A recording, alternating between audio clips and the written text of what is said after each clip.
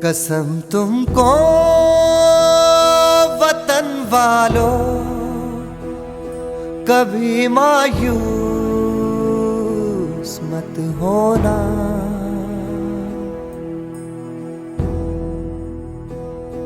मनाना जश्न आजादी, ना मेरे वास्ते रोना।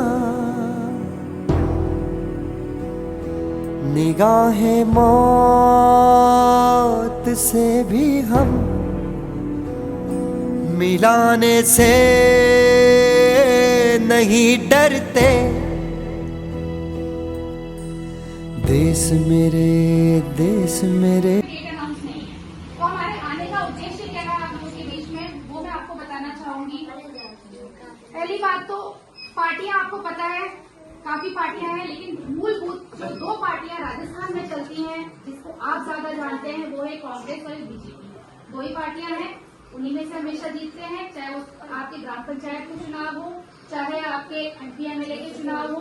आप या तो जो मेजोरिटी लोग हैं, ज्यादातर लोग जो चुनावों में वोट डालते हैं, वो किसको डालते हैं? या तो बीजेपी में डाल के आएंगे या कांग्रेस में डाल के आएंगे। कुछ लोग हैं जो बहुजन की विचारधारा से अवगत हैं, उन्हें पता है कि बहुजन की विचारधारा क्या है और वो किसके लिए काम करती है। वो लोग जाते हैं और वो हाथी का बटन दबा के अपना जो बहुमूल्य वोट, जो कि बाबा साहब ने देने का, दिलाने का, डालने का आपको अधिकार दिलाया है, वो बहुजन समाज पार्टी के डब्बे में डाल के आते हैं। लेकिन उनकी जो परसेंटेज है वो बहुत ही सीमित है। कुछ लोग भी ये काम करते हैं। बाकी लोग जो हमारे समाज के हैं, मैं बहुजन समाज की बात करूंगी, मैं अल्पसंख्यक की बात करूंगी, मैं पिछड़े वर्ग की बात करूंगी, क्योंकि हम सभी बहुजन हैं और दलित ही हैं।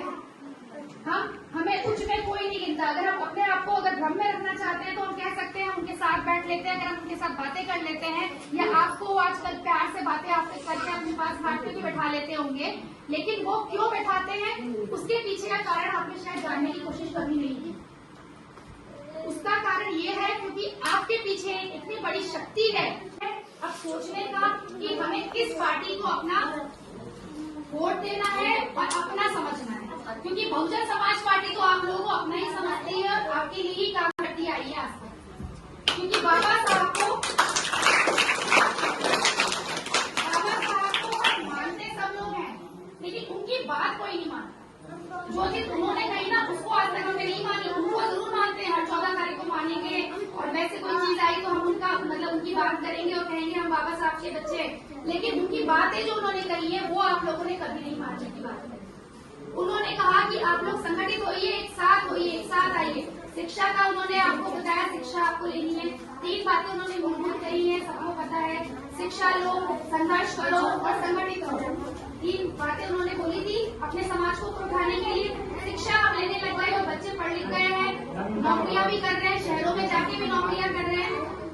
संघर्ष तो हम करते आए हैं, अभी भी करते रहेंगे जब तक हमारी बहन जी प्रधानमंत्री नहीं बन जाती और जब तक हमारा शासन इस देश में नहीं आ जाता, तब तक हम संघर्ष करते रहेंगे।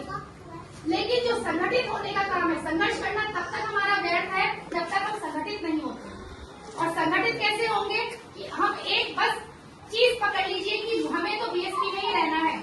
हमें वोट चाहे हमें कोई कितना ही कह ले कि हमारा वोट खड्डे में जाएगा या हमारी BSP पार्टी नहीं जीतेगी, बीजेपी जीत जाएगी या कांग्रेस, हम तब भी BSP में वोट डालेंगे, हम हाथी के बटन दबाएंगे।